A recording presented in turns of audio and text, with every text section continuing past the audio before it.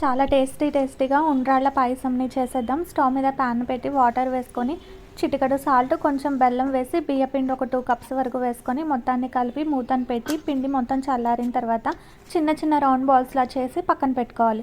ఈలోపు ఒక half an hour ముందు పెసరపప్పుని నానబెట్టి పెట్టుకోవాలి. ఈ పెసరపప్పుని స్టవ్ మీద వాటర్ని పెట్టి అందులోకి ఈ పెసరపప్పుని కూడా వేసి మెత్తగా ఉడికించి పక్కన పెట్టుకోవాలి.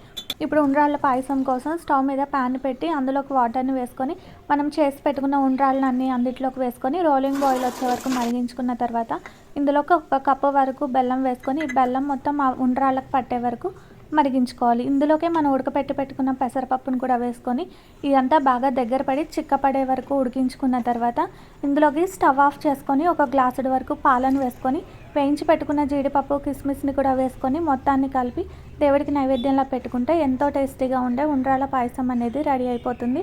వీడియో నచ్చితే వెంటనే లైక్ చేసి ఫాలో చేసేయండి.